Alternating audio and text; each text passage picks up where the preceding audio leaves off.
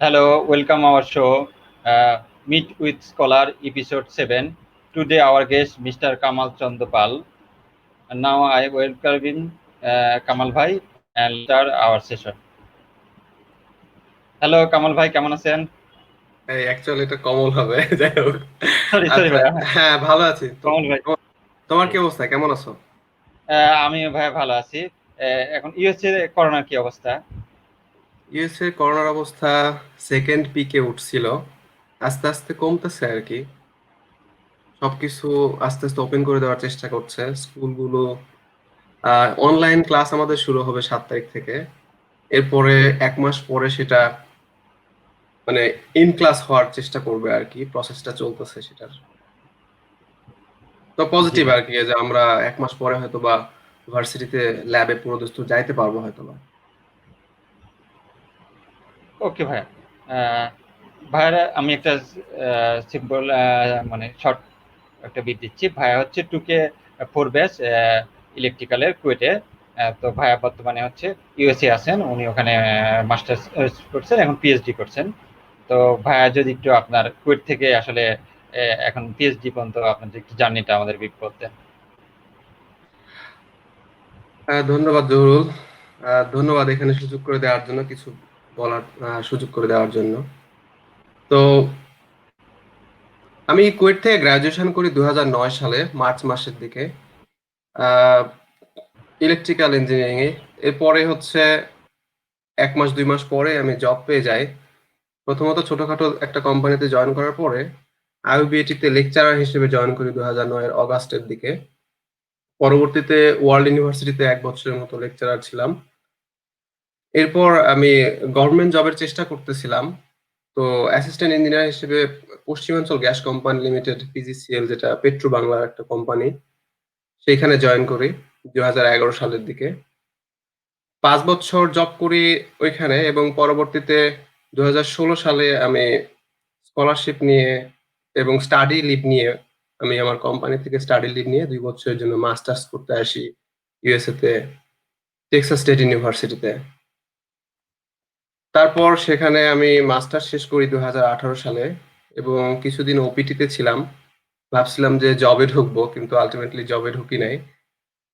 তো পরবর্তীতে ইউএনসি শার্লটে আমি 2019-এর ফলে পিএইচডি শুরু করি আর কি। তো এখনো সেখানেই আছি। জি ভাইয়া, ধন্যবাদ আপনাকে আমাদের সময় দেওয়ার জন্য। আশা করি সবাই অনেক ইনফরমেশন পাবে, বিশেষ করে কিভাবে ইউএসএ অ্যাডমিশন নিতে হয় মাস্টার্স পিএইচডিতে, প্লাস পুরো প্রসেস, এবং কিভাবে স্কলারশিপ সম্পর্কে, স্কলারশিপের জন্য বা ফান্ডিং এর এগুলোর কিভাবে আহ, ব্যবস্থা করতে পারি, এগুলো নিয়ে আপনার কাছ থেকে আমরা বিস্তারিত জানতে পারবো। হ্যাঁ, আমি আমার সাধ্যমতো যতটুকু আমি ফেস করেছি আমার এই পুরা জার্নিতে, ইউএসএ তে আসার যে জার্নিটা এখনো ফেস করে যাচ্ছি, সেই জিনিসগুলো আমার এক্সপেরিয়েন্স এবং অন্যান্য তথ্যাদি আমি শেয়ার করার চেষ্টা করব। তো প্রথমেই বলে রাখি, আমার ক্ষেত্রে যেটা বিশাল একটা স্টাডি গ্যাপ ছিল, 2009-এ পাশ করার পরে আমি 2016-তে মাস্টার্স করার জন্য আসি। সো এই প্রায় 7 বছরের মতো স্টাডি গ্যাপ, এটা একটা বিশাল চ্যালেঞ্জিং। মনে হয়েছিল যে মাথা থেকে সবকিছু হাওয়া হয়ে গেছে, কিছুই মাথায় নেই। তো আমার 1-1 বা 1-2 ক্লাসগুলো আমার সম্পূর্ণরূপে ভুলে গেছি, এবং ইনফ্যাক্ট 4 বছরের কুয়েট লাইফের অনেক পড়াশোনায় ভুলে গেছিলাম। তো এটা একটা বিশাল চ্যালেঞ্জ ছিল যে 2016-তে এসে নতুন করে সবকিছু শুরু করা। এবং আমি মনে করি এখানে 7 বছর পরে আবার কোনো পড়াশোনার দিকে যাওয়া অনেক বড় মোটিভেশনের দরকার আর কি। তো যাই হোক, আজকে যে জিনিসগুলো সম্পর্কে আমি আলোচনা করব সেটা হচ্ছে যে আন্ডার গ্রাজুয়েটে কি ধরনের প্রস্তুতি আসলে নেওয়া উচিত ইউএসএ তে হায়ার স্টাডি করতে আসার উদ্দেশ্যে। এছাড়া আমি বলবো যে ইউএসএ তে অনেকেই যেটা জানে যে অ্যাপ্লিকেশন প্রসিডিওর কি কি প্রিরিকুইজিট লাগে, ম্যাটেরিয়ালস, ডকুমেন্টস লাগে, এবং কোন টাইম লাইনে অ্যাপ্লাই করা উচিত বা কি করা উচিত এই সম্পর্কে কিছু বলবো। এবং সবচেয়ে ইম্পর্ট্যান্ট আরেকটা বিষয় হচ্ছে যে প্রফেসরদেরকে ইমেইল করার কিছু টেকনিক বা কি জিনিসগুলো করা উচিত, কোন জিনিসগুলো করা উচিত না, সেই সম্পর্কে আমি বলবো। এবং এরপরে ফান্ডিং বা স্কলারশিপ এগুলো কিভাবে ইউএসএ তে আসে, এই কিভাবে পাওয়া যায়, তারপরে জব প্রসপেক্ট কেমন, মাস্টার্স করব না পিএইচডি করব, এটা একটা অনেক বড় কোশ্চেন অনেকের মনে কাজ করে। কোনটা সিলেক্ট করব সেটা সম্পর্কে বলার চেষ্টা করব, এবং সবশেষে কিছু প্রসপেক্টিভ রিসার্চ ফিল্ড, এখানে আমি আমারগুলো উল্লেখ করেছি যদিও, তবে চেষ্টা করব অন্যান্য কিছু প্রসপেক্টিভ ভালো রিসার্চ ফিল্ড সম্পর্কে বলার। প্রথমত যে জিনিসটা আমাদের দরকার, যে হায়ার স্টাডি করতে কেন ইউএসএ তে আসবো, সেই জিনিসটা আগে নিজেকে ঠিক করতে হবে, যে আমি কেন হায়ার স্টাডি করতে আসতেছি। বা আন্ডার গ্রাজুয়েটে থাকা অবস্থায় যদি মনে হয় আমার ফাইনাল টার্গেট হচ্ছে আমি হায়ার স্টাডি করার জন্য ইউএসএ তেই যাব, এই জিনিসটা যখন ফিক্স করবা সবাই, তখন নিজেকে চিন্তা করতে হবে যে কিছু প্রস্তুতির ব্যাপার, যেটা আন্ডার গ্রাজুয়েট লেভেলেই সম্পূর্ণ করা সম্ভব। আমাদের কুয়েটে বর্তমানে ট্রেন্ড চালু হয়েছে, কিন্তু অন্যান্য ইউনিভার্সিটি যেমন বুয়েটে অনেক আগে থেকেই এই ট্রেন্ড গুলো চালু হয়েছে।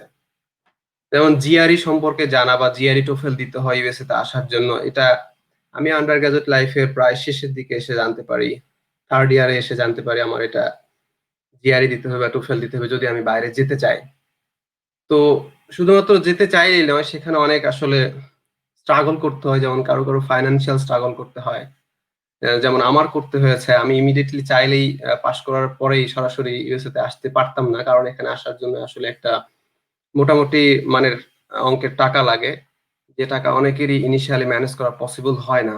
তো আমার ক্ষেত্রে যেটা ছিল যে আসলে টাকা ম্যানেজ করার পরে আমি আসবো, তো যার কারণে কিছু সময় লাগছিল এবং ডিসিশন নিতেও একটু সময় লেগেছিল আর কি। এনিওয়ে, তো আন্ডার গ্রাজুয়েট লেভেলে যে প্রস্তুতিগুলো দরকার, সেখানে হচ্ছে যে প্রজেক্ট ওয়ার্ক থাকে এবং কিছু রিসার্চের সুযোগ থাকে আমাদের আন্ডার গ্রাজুয়েটে। তো উচিত হবে যে এই প্রজেক্ট ওয়ার্ক বা রিসার্চ ওয়ার্কটাকে ফোকাস করে একটা ভালো আউটপুট দাঁড়া করানো। আমার সময় আমি যে জিনিসটা আমার মাথায় পেয়েছিলাম যে ধুরু প্রজেক্ট একটা কিছু করলেই হলো, কোনো রকম নম্বর পাওয়ার জন্য পাশ করলেই তো হয়ে যাবে। রিসার্চ এরকমই মনে হয়েছিল অনেকে, যে ওকে রিসার্চ কোন রকম একটা সহজ প্রফেসরের কাছে রিসার্চ করে যাতে সহজে পাশ করা যায়, এরকম চিন্তা ভাবনা মাথায় ছিল। তো আমি মনে করব যদি বাইরে আসার চিন্তা ভাবনা থাকে, সেক্ষেত্রে এই ধরনের চিন্তা ভাবনা মাথা থেকে দূরে সরে ফেলা উচিত। কারণ ইউএসএ তে আসার জন্য প্রথম যে ধাপগুলো কাজ করে হচ্ছে একজন স্টুডেন্টের প্রিভিয়াস রিসার্চ কেমন ছিল, বা সে কোনো ভালো প্রজেক্ট করেছে কিনা, সেই প্রজেক্টের কোনো আউটকাম বা সেই রিসার্চের কোনো আউটকাম পেপার আকারে পাবলিশ হয়েছে কিনা, এটা অনেক অনেক বড় একটা মানে বিষয় আমাদের সবার জন্য, যারা ইউএসএ তে আসতে চায়। শুধু ইউএস এর জন্য এটা নয়, এটা আরো অনেক দেশের জন্যই এই পাবলিশ পেপার বা রেলিভেন্ট রিসার্চ প্রিভিয়াস এক্সপেরিয়েন্স এটা অনেক বেশি কাজে দেয় আর কি। আর একটা যে জিনিস সেটা হচ্ছে যে জিআরই এবং টোফেল বা আইএলস। তো জিআরই প্রস্তুতি নিতে অনেকের অনেক বেশি সময় লাগে, টোফেলের জন্য অনেকের কম সময় লাগে। তবে ইংলিশ মুভি দেখার এক্সপেরিয়েন্স যদি থাকে বা ইংলিশের স্পিকিং এর ক্যাপাবিলিটি যদি ভালো থাকে, সেক্ষেত্রে টোফেলের সময় খুব বেশি লাগে না অ্যাকচুয়ালি। বাট জিআরই প্রস্তুতির জন্য অন অ্যান অ্যাভারেজ 3 থেকে 6 মাস একটানা পড়লেও হয়ে যায়, বা 3 মান্থস পিরিয়ডের টাইম দিলেও জিআরই প্রস্তুতিটা হয়ে যায় আর কি। তো আমি মনে করি যে জিআরইর প্রস্তুতিটা অ্যাটলিস্ট আন্ডার গ্রাজুয়েটে থাকতেই শুরু করা উচিত, কারণ এখানে অনেক ধরনের ভোকাবুলারি বিল্ড আপের একটা আছে, অপশন আছে, যেটা হচ্ছে 3000 এর মতো ওয়ার্ড মেমোরাইজ করতে হয় অ্যাকচুয়ালি। তো এই জিনিসগুলো শুধুমাত্র মেমোরাইজই না, মানে বুঝে মেমোরাইজ করাটা ভালো, যে এর অ্যাপ্লিকেশন গুলো, এই শব্দগুলোর অ্যাপ্লিকেশন কোথায় কিভাবে হচ্ছে কেন হচ্ছে, এটা খুবই গুরুত্বপূর্ণ আর কি। তো সেই জন্য যেটা বলবো যে আন্ডার গ্রাজুয়েটে থাকতে খেলার ছলে মোবাইলে বিভিন্ন অ্যাপ আছে, সেই অ্যাপগুলোতে যদি কেউ চেষ্টা করে এই জিআরই ওয়ার্ড গুলো আহ, মানে লার্ন করার, সেটা অনেক বেশি প্লাস হবে। আর যদি আন্ডার গ্রাজুয়েটের শেষের দিকে এসে টোফেল বা আইএলটিএস দিয়ে দেয়, তাহলে খুব সহজে আসলে ইউএস এর জার্নিটা অনেক সুগম হয়ে যায় আর কি। কারণ অনেকেরই দেখা যাচ্ছে যে একটা স্ট্রাগল আছে যে জিআরই তে আমি ম্যাথে খুব ভালো, বাট আমার টাইম প্রেসার আমি নিতে পারি না, এরকম কেস অনেকেরই আছে। যে তো জিআরই দিতে গেলে তো একটা টাইম প্রেসার কাজ করে, যে 35 মিনিটের মধ্যে আমাকে 20 কোশ্চেনের অ্যান্সার করতে হবে। তো অন অ্যান অ্যাভারেজ 1.5 মিনিটের একটু বেশি বা 1.5 মিনিটই বলবো সময় পাওয়া যায় একটা প্রশ্নের অ্যান্সার করার জন্য। এই টাইম প্রেসারের জন্য অনেকেই ভুল করে। তো এর জন্য কিছু সাজেশন আমার আছে, যে always practice with time. Start your stop watch এবং সেই স্টপ ওয়াচ ধরে ধরে তুমি প্রত্যেকটা অঙ্ক করো যে আমার আসলে এভারেজ একটা অঙ্কে কত সময় লাগতেছে। তখন মাথায় একটা প্রেশার কাজ করবে, oh I have to do this within 1.5 মিনিট, I have to try it. Initially possible না হলেও পরের দিকে এটা আসলে খুবই suggested. When to do actually আমি বলেছি যে বিভিন্ন সময় যে সময়গুলো মানুষ লিজার টাইম উপভোগ করে ভার্সিটিতে স্টুডেন্টরা, তো সেই সময়ে না হলে জিআরই আমরা প্র্যাকটিস করলাম এরকম সময়গুলোতে। অথবা করা যায় যে কিছু ফ্রেন্ড সার্কেল গ্রুপ তৈরি করা যায়, হেই আমরা কিন্তু এখন থেকে ইংলিশে কথা বলবো এবং আমরা ইংলিশের জিআরই ওয়ার্ড গুলো ইউজ করব। মানে অ্যাকচুয়ালি আমি জিআরই ওয়ার্ড গুলো শিখেছিলাম ওয়ার্ড স্মার্ট থেকে, যেটা নিতান্তই খেলার ছলে। আমি চাকরি করার সময় আমি আমার কলিগদের সাথেও ইংরেজি নিয়ে কথা বলতাম। এই জানেন এটা, এই শব্দটার অর্থ কি জানেন? অ্যাবেজ মানে কি? এই অ্যাবেজ মানে কিন্তু এইটা। মানে আমি অ্যাকচুয়ালি আমার শেখার জন্যই আমি অন্যদের সাথে আলোচনা করতাম। কারণ আমি যখনই আলোচনা করব, তখন আমার ওই ওয়ার্ডটা ভালোভাবে বুঝার মানে সুযোগ হয় যে এই ওয়ার্ডটার এক্সাক্ট মিনিং এরকম। আর এই ওয়ার্ড লার্নিং অনেকের কাছে অনেক বড় একটা চ্যালেঞ্জ। সুতরাং এটাকে সিরিয়াসলি নেওয়া উচিত। আমরা শুধু মনে করি যে জিআরই কোয়ান্টে ভালো স্কোর হলেই ভালো জায়গায় চান্স পাওয়া যাবে। That's true. বাট অনেক ভার্সিটির রিকোয়ারমেন্ট থাকে জিআরই স্কোর যেন অ্যানালিটিক্যালি এত থাকে, হয়তো 3 বা 4 ও অনেক সময় রিকোয়ারমেন্ট থাকে। আবার কোয়ান্টে 160 প্লাস বা 165 প্লাস, এবং ভার্বালেও হয়তো বলে দিল যে 145 প্লাস থাকতে হবে। তো সেক্ষেত্রে অনেকের ক্ষেত্রে চ্যালেঞ্জ হয়ে যায়। মানে it's not that much difficult আমি মনে করি যে ভার্বালি ইমপ্রুভ করা। শুধুমাত্র আমাদের মাথায় থাকে যে 140 পাইলেই হবে। এটা থেকে বের হয়ে এসে আমাদের চিন্তা করা উচিত যে ভার্বালিও ভালো করা পসিবল এবং সেটা আমাদেরকে করতে হবে। আরেকটা খুবই গুরুত্বপূর্ণ কোশ্চেন যেটা অনেকের মনে কাজ করে যে আন্ডার গ্রাজুয়েটের সিজিপিএ কেমন ম্যাটার করে। ভাই আমি তো রিসার্চ করতে পারি নাই, রিসার্চ আমার প্রজেক্ট হয়তো বা আছে, রিসার্চ ওয়ার্ক ভালো হয় নাই, আমি জিআরএ স্কোর চেষ্টা করতেছি ভালো, কিন্তু আমার তো সিজিপিএ 3 নিচে চলে আসছে, আমি কি করব? এক্ষেত্রে যদি কারো সিজিপিএ 3.5 এর উপরে থাকে সেটা অবশ্যই গুড। 3.75 এর উপরে থাকলে তো আরো ভালো। কিন্তু যদি 3 এর নিচে থাকে এক্ষেত্রে সেই ধরনের মানে উদাহরণও আছে যারা 3 এর নিচে চলে আসছে, সিজিপিএ নিয়ে ইউএসএ তে চলে আসছে এবং তারা অনেক ভালো করতেছে। সুতরাং ওরি হওয়ার কিছু নাই। যদি এট লিস্ট 3 থাকে সেটা একটা মানে প্লাস পয়েন্ট হিসেবে ধরে আগাতে হবে আরকি।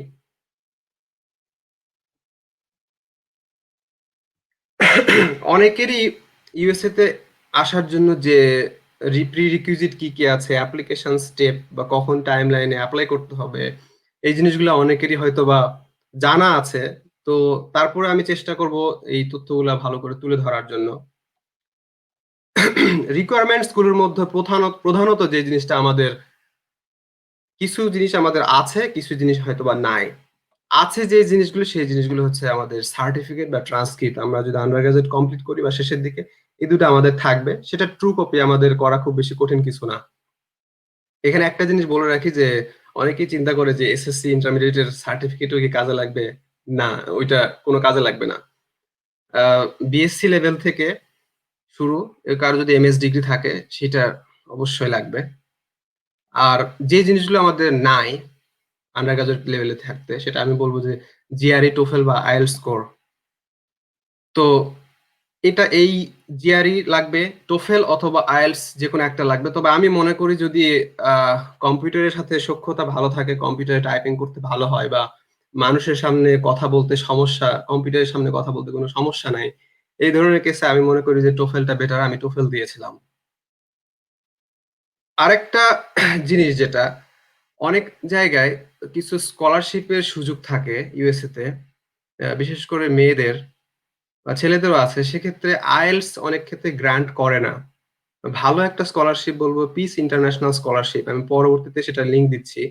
সেখানে অ্যাকচুয়ালি রিকোয়ারমেন্ট থাকে টোফেল। আ এবং আরেকটা স্কলারশিপ আছে AAUW, সেখানেও টোফেল এর রিকোয়ারমেন্টটা থাকে। আইএলটিএস সেখানে কাজ করে না। আ সম্ভবত পিস ইন্টারন্যাশনাল স্কলারশিপ এ ২ টাই কাজ করে, কিন্তু আরেকটাতে শুধুমাত্র টোফেলটা ভ্যালিড। তো যার কারণে যদি ওয়াইড প্রসপেক্ট এ স্কলারশিপের অপরচুনিটি ইচ্ছা থাকে তো টোফেল দেওয়াটা বেটার।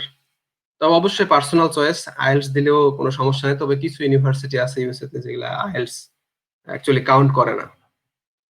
এরপরে যে জিনিসগুলো লাগে এসওপি, স্টেটমেন্ট অফ পারপাস, যেটা এটা অনেকেই অনেক নামে অভিহিত করে বিভিন্ন ভার্সিটিতে, statement of interest something, letter of recommendation এবং রিজিউমে বা সিভি আমাদের লাগে।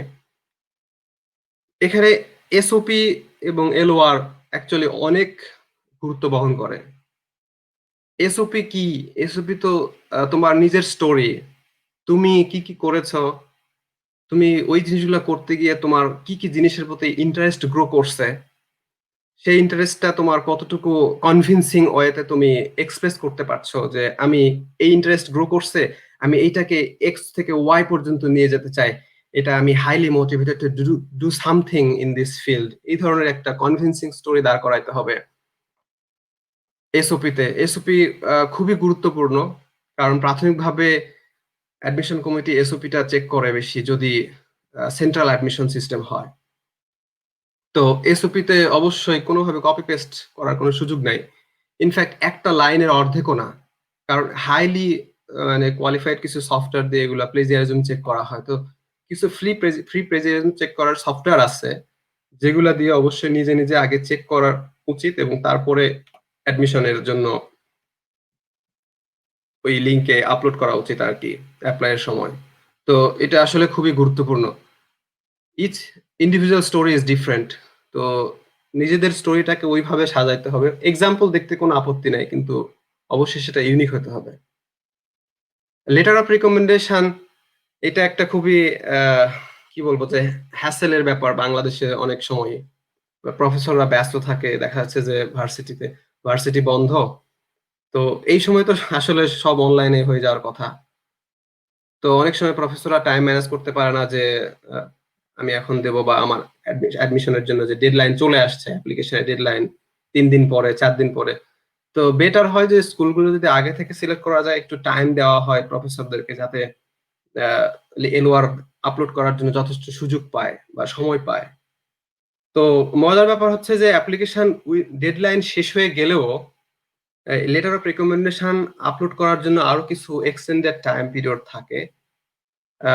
15ই নভেম্বরে আমার অ্যাপ্লিকেশন উইন্ডো ক্লোজ হয়ে গেল, বাট তারপরে হয়তো 15 দিন বা 20 দিনের জন্য এটা চালু থাকে, যাতে প্রফেসররা লেটার অফ রিকমেন্ডেশন আপলোড করতে পারে।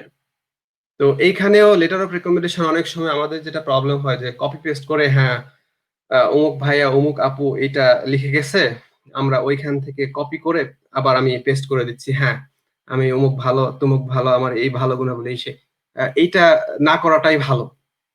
তুমি চিন্তা করো যে তোমার ইউনিক কি কি গুণাবলী আছে যেটা অন্য কারো নাই, what makes you different from others, এই ধরনের জিনিসগুলোই লেটার অফ রিকমেন্ডেশনে দেওয়া উচিত।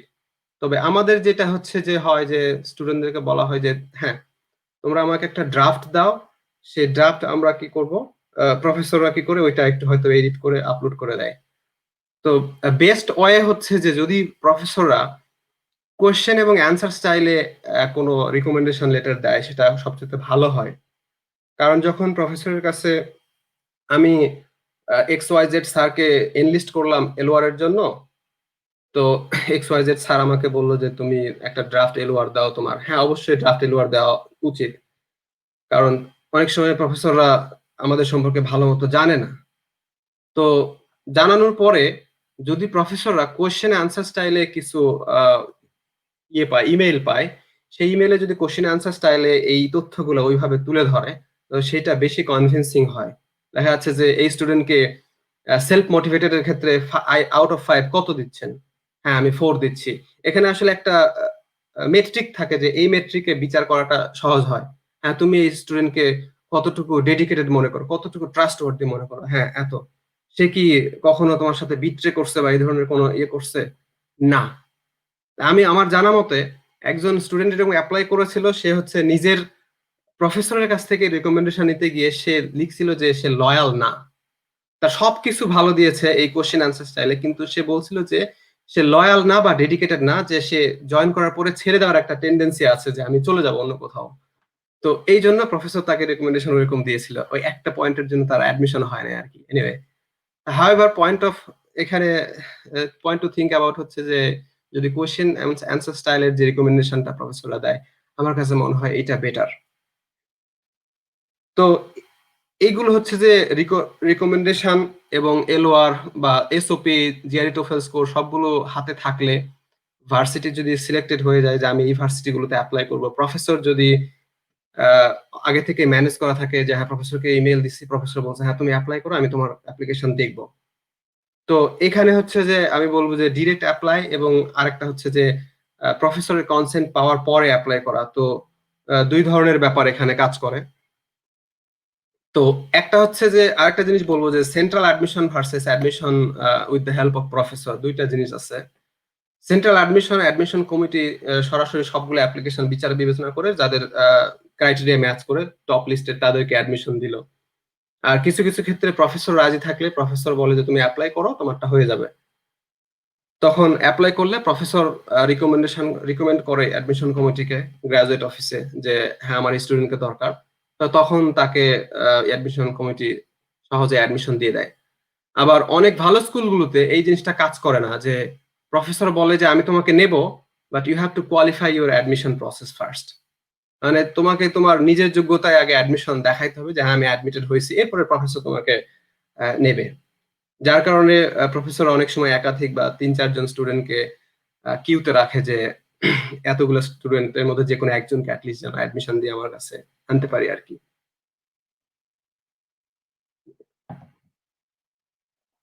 এর পরবর্তীতে যে জিনিসটা আসতেছে সেটা হচ্ছে timeline, application steps. Application step গুলো হচ্ছে যদি ভার্সিটি সিলেক্ট হয়ে যায়, প্রত্যেকটা ভার্সিটির বা কয়েকটা ভার্সিটির হয়তো বা একই রকম অ্যাপ্লিকেশন উইন্ডো থাকে, সেক্ষেত্রে একটা অ্যাপ্লিকেশন উইন্ডো পূরণ করলে অনেকগুলোতে কপি পেস্ট করে দেওয়া যায়। বা ইন্ডিভিজুয়াল অ্যাপ্লিকেশন উইন্ডো অনেক সময় আলাদা আলাদা হয়। অ্যাপ্লিকেশন উইন্ডোতে অ্যাপ্লিকেশন পূরণ করার পরে এসওপি আপডেট করা হলো, বা অনেক সময় ফি আগেই দিতে বলে, কোনো কোনো ভার্সিটিতে অ্যাডমিশন ফিটা পরে দিতে হয়, $60 থেকে বা $100 পর্যন্ত হয়। অনেক সময় পরে দিলেও চলে। ট্রু কপি, ট্রান্সক্রিপ্ট এগুলো হয়তো বা আগে পাঠাইতে অনেক সময় ভার্সিটি নিষেধ করে। তুমি অনলাইনে একটা কপি অ্যাপ্লিকেশন উইন্ডোর সাথে সাথে দিয়ে দিলা স্ক্যান করে, অরিজিনাল কপি স্ক্যান করে আপলোড করলে হয়, এবং পরবর্তীতে বলে যে অ্যাডমিশন কনফার্ম হলে সেক্ষেত্রে তোমার সার্টিফিকেট বা ট্রান্সক্রিপ্ট ট্রু কপি করে পাঠাইতে হবে। অযথায় টাকা খরচ করার দরকার নেই আগে। That's a very good point actually. তো অ্যাপ্লিকেশন কমপ্লিট হওয়ার পরে হয়তো মার্চ এপ্রিলের দিকে বা মে মাসের দিকে ডিসিশন দেওয়া শুরু করে যে কাদেরকে অ্যাডমিশন দেওয়া হলো। এখন টাইমলাইন ফর অ্যাপ্লিকেশন, ইউএসএ তে সাধারণত দুইটা সেমিস্টারে অ্যাডমিশন হয়, ফল সেমিস্টার এবং স্প্রিং সেমিস্টার। ফল স্টার্ট হয় হচ্ছে যে অগাস্টের দিকে, মিড অগাস্ট বা অনেক সময় in the beginning of August.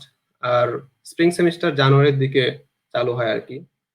তো যদি ১০০ জন স্টুডেন্টকে ইউএসএ তে নেওয়া হয়, তো বলা যায় যে 60 to 70 স্টুডেন্টকেই হচ্ছে ফল সেমিস্টারে নেওয়া হয়, এবং বাকি 30 স্টুডেন্টকে বা 20 স্টুডেন্টকে বলবো যে স্প্রিং সেমিস্টারে নেওয়া হয়। সুতরাং বলা যায় যে আসলে একটা মেজর ইনটেক হয় ফল সেমিস্টারে, যার কারণে আমি ফলের টাইম লাইনটা এখানে ধরছি।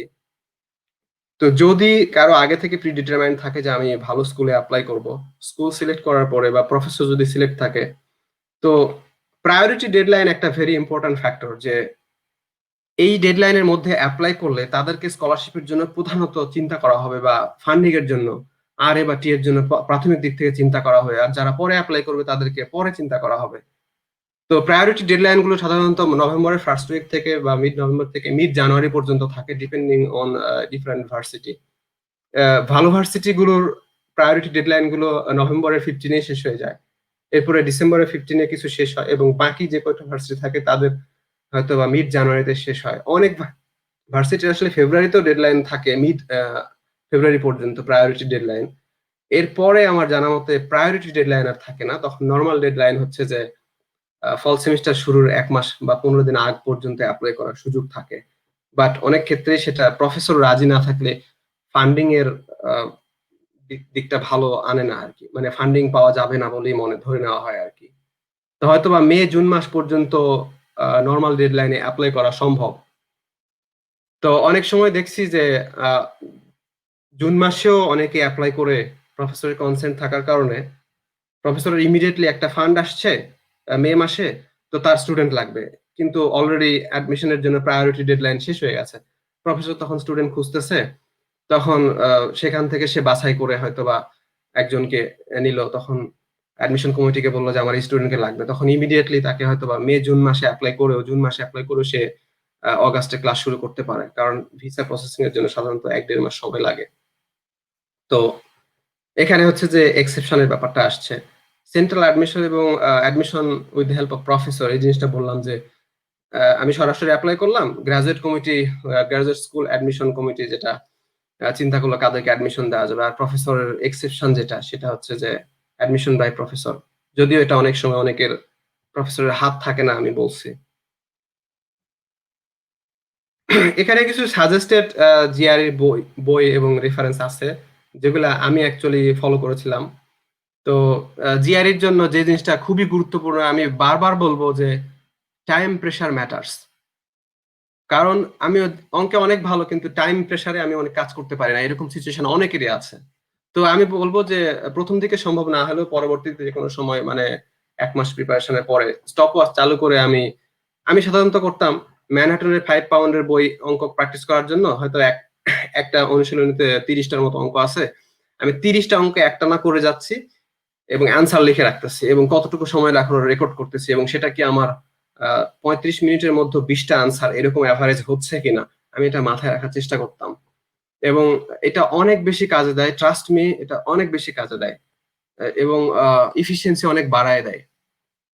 তো জিআরইর জন্য ইটিএস এর জিআরইর কোয়ান্ট এবং ভার্বাল অবশ্যই এটা কি বলবো যে খুবই গুরুত্বপূর্ণ। এখানে বিগত সালের বিভিন্ন কোশ্চেন দেওয়া থাকে, রিয়াল কোশ্চেন দেওয়া থাকে, সেটা অবশ্যই প্র্যাকটিস করতে হবে। আর ওয়ার্ড শেখার জন্য ওয়ার্ড স্মার্ট এবং ব্যালেন্স জিআরই, আমি ওয়ার্ড স্মার্ট পুরোটা মুখস্থ করেছিলাম, এখানে 1500 মতো ওয়ার্ড আছে। এইটা মুখস্থ করতে গেলে 1500 ওয়ার্ড মুখস্থ করতে গেলে এর সাথে আরো 500-600 ওয়ার্ড অটোমেটিক্যালি তোমাকে মেমোরাইজ করতেই হবে। তো সেক্ষেত্রে মোটামুটি ওয়ার্ড স্মার্ট পড়তে গেলে 2000-এর মতো ওয়ার্ড শেখা হয়ে যায়। বাকি কিছু ব্যারন্স 3000 অথবা ব্যারন্স 333-700 ওয়ার্ড এরকম কিছু আছে যেগুলো এর সাথে কমন থাকে। তো এগুলোর জন্য হয়ে যাবে আর কি ওয়ার্ড শেখা। তবে ওয়ার্ড শেখার সাথে সাথে অবশ্যই অ্যাপ্লাই করাটা শিখতে হবে। তাছাড়া ভার্বাল সেকশনে যে সেন্টেন্স কমপ্লিশন বা ইকুইভ্যালেন্স থাকে বা প্যাসেজ প্যারাগ্রাফ পড়তে গেলে কিচ্ছু বোঝা যাবে না, এটা অনেক চ্যালেঞ্জিং হয়ে যাবে। তো ম্যানহাটনের জন্য শুধুমাত্র কোয়ান্ট আমি মনে করি অলমোস্ট এনাফ, এবং ইটিএস এর জিআর এর জন্য কোয়ান্ট সেকশনটা করলে আমি মনে করি যে কোয়ান্ট কভার হয়ে যাবে। এছাড়াও জিআরই ম্যাথ বাইবেল আছে একটা, নোভাস জিআরই ম্যাথ বাইবেল, এটা আমি ফলো করছিলাম। আর ভার্বালের জন্য আমি প্রিন্সটনের 1014 বা প্রিন্সটন রিভিউ এরকম একটা বই আছে, সেই বইটা ফলো করছিলাম।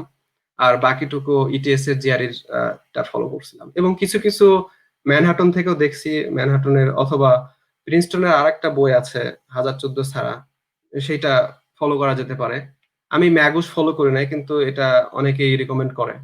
প্র্যাকটিস টেস্ট আমি বলবো যে যত বেশি প্র্যাকটিস টেস্ট জিআরইর জন্য দেওয়া যাবে, জিআরইর রিয়াল এক্সামের জন্য তত বেশি নিজেকে প্রস্তুত করা যাবে। আমি মনে করি যে 1 মাস প্রস্তুতি হয়ে গেলে তারপরে প্রতি উইকে একটা করে পরীক্ষা অ্যাটলিস্ট দেওয়া উচিত।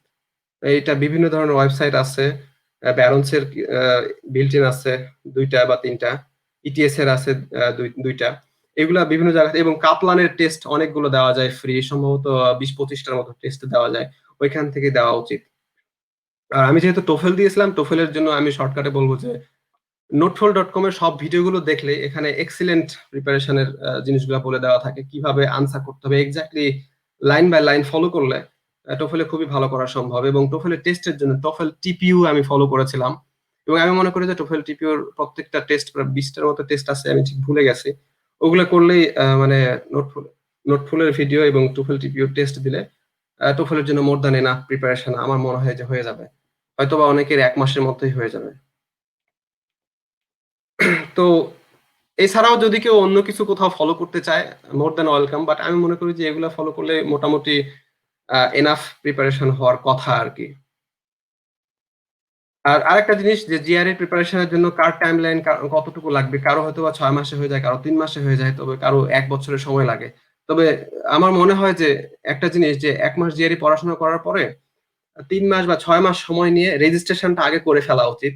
তাহলে জিআরই পড়ার যে মোটিভেশনটা আসবে, মানে টাকা খরচ হয়ে গেছে, এখন তো আমাকে পুশ করতে হবে নিজেকে যে এটা আমাকে করতেই হবে, আমি টাকা খরচ করেছি। তো সেক্ষেত্রে জিআরই প্রিপারেশনটা অনেক ভালো আসে। আমি মনে করি যে এটা one of the best way to sit for GRE. খুবই গুরুত্বপূর্ণ যে জিনিসটা, ইমেইলিং টু প্রফেসর, মানে আমি এখানে কিছু থাম্ব রুল বলেছি যে যেগুলো ফলো করা যেতে পারে। অনেকেই সবগুলো ফলো না করলেও চলবে, তবে সবচেয়ে বেশি ইম্পর্টেন্ট যেটা হচ্ছে যে subject line of the email is very important. Professor হচ্ছে যে সকালবেলা অফিসে 8টায় আসলো, এসে দেখলো যে হ্যাঁ দেখি তো কি কি ইমেল আসছে, দেখার পরে সাবজেক্ট দেখলো যে কোনো ফ্যান্সি সাবজেক্ট সেটা ডিসকার্ড করে যাবে। আর সাবজেক্ট লাইনে যদি ভালো কিছু ক্যাচি থাকে, যেমন প্রসপেক্টিভ স্টুডেন্ট, তখন প্রফেসর যদি স্টুডেন্ট লাগে তখন সে দেখবে যে oh this is a prospective student. For আমি এটা একটা এক্সাম্পল দিছি যে এরকম হইতে পারে যে prospective PhD student for fall অমুক semester interested in your that X Y Z area computer vision maybe. অনেক সময় প্রফেসররা তাদের ওয়েবসাইটে দিয়ে রাখে যে ইমেইলের subject should be like this, otherwise he will not read that email. এটা আসলে ফলো করা উচিত যে ওই প্রফেসরের কোনো এক্সপেকটেশন আছে কিনা। তবে না থাকলে সেক্ষেত্রে ইন জেনারেল এরকম সাবজেক্ট দেওয়া যেতে পারে আমার মনে হয়। আর ইমেলটা অবশ্যই শর্ট বা কনসাইজ হইতে হবে। অনেক সময় প্রফেসররা মোবাইলে একটা ইমেল আসলে হ্যাঁ সঙ্গে সঙ্গে দেখলো, এবং 1 পেজের বেশি যদি হয়, মোবাইলের 1 পেজের বেশি কভার করলে হয়তো স্ক্রল করে নেক্সট পেজে যাবে না যে ইমেলটা আর কি কি আছে। তো সেক্ষেত্রে প্রিফারেবলি হচ্ছে যে এক স্ক্রিনে যাতে ফিট হয় ইমেলটা, খুব শর্ট আকারে যে আমি আমি অমুক, আমি তোমার এই রিসার্চ ফিল্ডটা দেখে ইন্টারেস্টেড হয়েছি, তোমার এখানে কোনো ভ্যাকেন্সি আছে কিনা, আমার এই রিলেটেড প্রিভিয়াস রিসার্চ এক্সপিরিয়েন্স আছে, সিম্পলি আমার সিভির লিংক এখানে দেওয়া আছে, যদি তুমি চাও সিভির লিংক এখানে তুমি দেখতে পারো। অনেকেই অ্যাটাচমেন্ট দেয়, তবে অ্যাটাচমেন্ট যদি দিতেই হয়, অনেকেই বলে যে অ্যাটাচমেন্ট মানে রিজিউমে বা সিভির অ্যাটাচমেন্টটা না দেওয়াই ভালো। তবে যদি দেওয়া হয় সেক্ষেত্রে অবশ্যই পিডিএফ ফরম্যাটে দেওয়া উচিত, not doc format or any other format. কারণ অনেক সময় এগুলা ইউনিভার্সিটির ফায়ারওয়ালে আটকায় যায় যদি অন্য কোনো ডক ফরম্যাটে থাকে, বা ওর ভিতরে কোনো আনওয়ান্টেড ম্যাক্রো বা সামথিং কিছু থাকে, বা কোনো আনওয়ান্টেড ওয়ার্ড থাকে, সেগুলা জাঙ্ক জাঙ্ক ফোল্ডারে চলে যায়, আসবে না। তো সেক্ষেত্রে করা যেতে পারে কি, রিজিউমের একটা লিংক দেওয়া যেতে পারে যে হ্যাঁ আমার গুগল ড্রাইভে তুমি ওটা আপলোড করে রাখলা তোমার গুগল ড্রাইভে, ওই লিংকটা তুমি টেক্সট ফরম্যাটের লিংকটা ইমেইলে দিয়ে দিলা।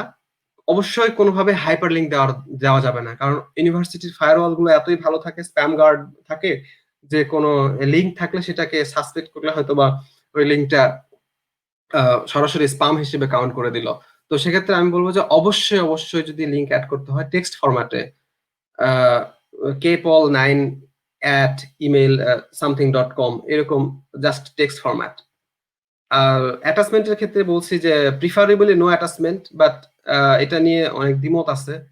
পিডিএফ আকারে দেওয়া যেতে পারে বলে আমি মনে করি আর কি। আর অনেক সময় আমরা ইমেইলে ট্র্যাকার ইউজ করি যে হ্যাঁ প্রফেসর এটা ইমেল দেখলো কিনা, আমি একটু খোঁজ করি তো দেখি, চেক করি। তবে পারতপক্ষে এইটা না দেওয়াই শ্রেয় আর কি।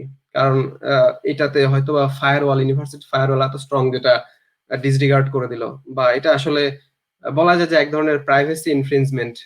আমি মনে করি প্রাইভেসি ভায়োলেশন, আমি পড়তেছি কিনা আরেকজন সেটা দেখতেছে। থাকতে পারে এরকম কোন সফটওয়্যার প্রফেসর হয়তো বুঝতে পারে, তো এটা ইমেল ট্র্যাকার না ইউজ করাটাই বেটার। আর ইমেল দেওয়ার পরে যদি মনে হয় যে প্রফেসর 1 সপ্তাহের মধ্যে ইমেল রিপ্লাই দিচ্ছে না, সেক্ষেত্রে একটা ফ্রেন্ডলি রিমাইন্ডার অবশ্যই পাঠানো যায় যে আমি তোমাকে ইমেল দিয়েছিলাম এরকম ইন্টারেস্টেড, তুমি দেখেছো কিনা, বা এরকম একটা ফ্রেন্ডলি রিমাইন্ডার। তো এই হচ্ছে যে ইমেইলের ডিটেলস, নিয়ম কানুন।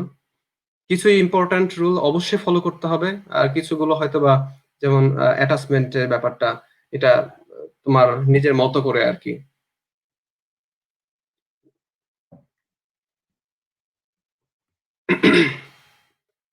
প্রফেসরদের কি কি এক্সপেকটেশন থাকে যে আমি একজন স্টুডেন্ট রিক্রুট করতেছি, সেই স্টুডেন্টের কি কি জিনিসগুলো প্রফেসররা দেখার চেষ্টা করে মূলত। তো আমার মতো করে আমি কিছু এখানে উল্লেখ করছি, হয়তো বা অনেকের মত এখানে ডিফারেন্ট হতে পারে, যে কিন্তু মোস্ট ইম্পর্টেন্ট হচ্ছে যে ওই স্টুডেন্টের পার্টিকুলার রিসার্চ ফিল্ডে পোটেনশিয়াল কতটুকু, যে তার প্রিভিয়াস কোনো রিসার্চ এক্সপিরিয়েন্স আছে কিনা, সে ভালো করবে বলে মনে হয় কিনা, এইটা প্রফেসররা অবশ্যই অবশ্যই দেখার চেষ্টা করে।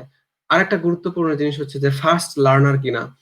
আমি কম্পিউটার ভিশনের উপরে আন্ডার গ্রাজুয়েটে একটা ভালো প্রজেক্ট করে আসছি, এখানে এসে দেখতেছি যে কম্পিউটার ভিশনের সাথে একটু ডেভিয়েটেড একটা ফিল্ডে এআই দিয়ে হয়তো বা কিছু করতেছি, আর্টিফিশিয়াল ইন্টেলিজেন্স দিয়ে প্রফেসর কিছু করতেছে, তো সেইটাকে আমি খুব দ্রুত যাতে লার্ন করে ওই ফিল্ডটা সুইচ করে, বা অনেক সময় প্রফেসরের বিভিন্ন প্রজেক্ট আসে, ফান্ডেড প্রজেক্ট, ওগুলা হয়তো বা মেইন স্ট্রিম থেকে একটু ডেভিয়েট হয়ে যেতে পারে।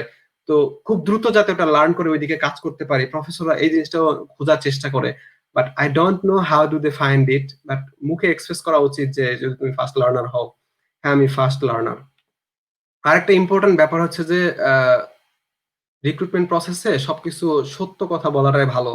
তোমার সিভিতে যে তথ্যগুলো দিচ্ছ এগুলো কোনোটা যেন ফেক না হয়, এবং ওই তথ্যগুলো তোমার যেগুলো দিচ্ছ সেই তথ্যগুলো যেন তুমি নিজে ভালো করে জানো যে হ্যাঁ আমি কম্পিউটার ভিশনে পারদর্শী, আমি এই প্রজেক্ট করছি সেই প্রজেক্ট করছি। তুমি কি প্রজেক্ট করছো, কম্পিউটারে আদৌ তুমি পারদর্শী কিনা সেটা তোমাকে যাচাই করতে হবে। এবং প্রফেসররা অনেক সময় ইন্টারভিউ নেয়, সেক্ষেত্রে ওই জিনিসগুলো জিজ্ঞাসা করে যে তুমি এটা করছো, তাহলে এটা কি করছো আমাকে বলো।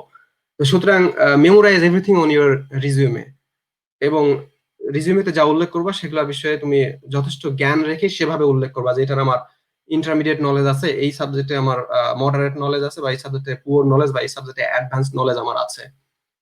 অনেক সময় রেলিভেন্ট কোর্স ওয়ার্ক থাকলেও সেটা অনেক বেশি একটা মানে পজিটিভ, যে হ্যাঁ এই স্টুডেন্ট ওই রেলিভেন্ট কোর্স ওয়ার্ক করছে, সুতরাং তাকে এই প্রজেক্টে নেওয়া যেতে পারে। তুমি হাইলি মোটিভেটেড কিনা ওই পার্টিকুলার রিসার্চ ফিল্ড যেটা প্রফেসর এক্সপেক্ট করতেছে এই ফিল্ডে স্টুডেন্ট নেবে, সেটা অনেক বড় একটা গুরুত্বপূর্ণ।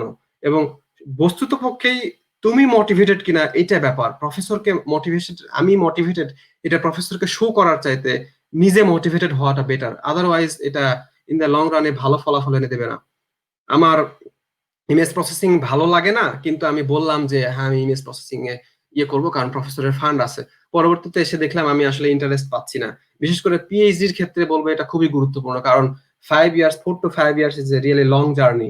এই লং জার্নিতে যদি মোটিভেশন কাজ না করে, যদি কোনো একটা ফিল্ড ভালো না লাগে, সেক্ষেত্রে ইটস এ ডিজাস্টার অ্যাকচুয়ালি। সুতরাং এখানে তুমি আদৌ ওই সাবজেক্টটাতে মোটিভেটেড কিনা, বা ওইটা করতে পারবা কিনা, কতটুকু তোমার ক্যাপাবিলিটি আছে, এটা চিন্তা করেই প্রফেসরকে নক দেওয়া উচিত।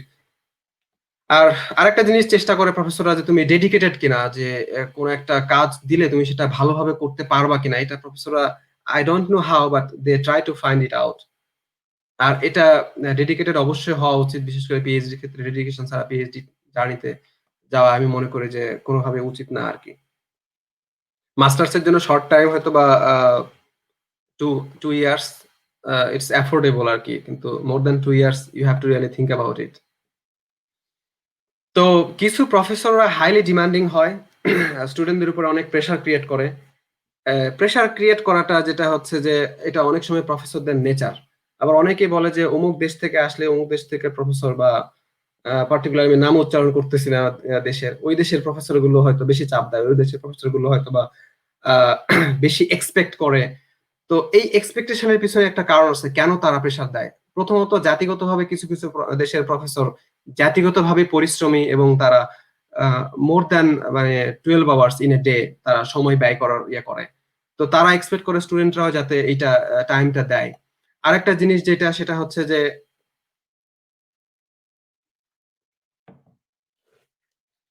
অ্যাসিস্ট্যান্ট প্রফেসর লেভেলে যে সকল প্রফেসররা জয়েন করে প্রথম দিকে, তাদের একটা প্রেশার থাকে যে টেনিওর ট্র্যাকে যাওয়ার জন্য, আহ, মানে স্থায়ীভাবে ভার্সিটিতে প্রমোশন পাওয়ার জন্য বা স্থায়ীভাবে যাওয়ার জন্য।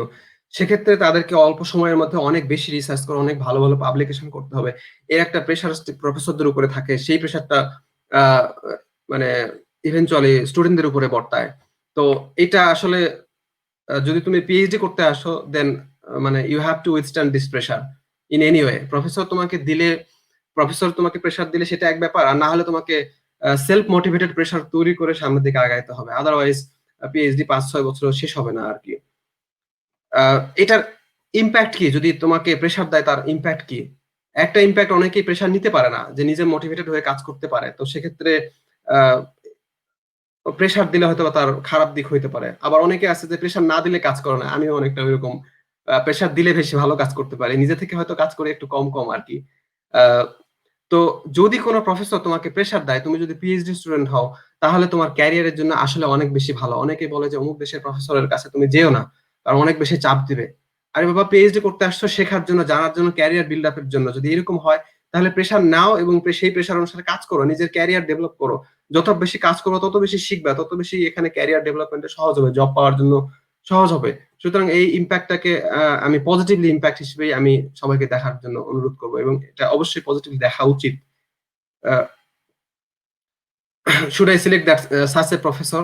ইট ডিপেন্ডস আপন ইউ, যে তুমি প্রেশার নিতে চাও কিনা, বা রাজার হালে থেকে পিএইচডি মাস্টার্স করবা কিনা।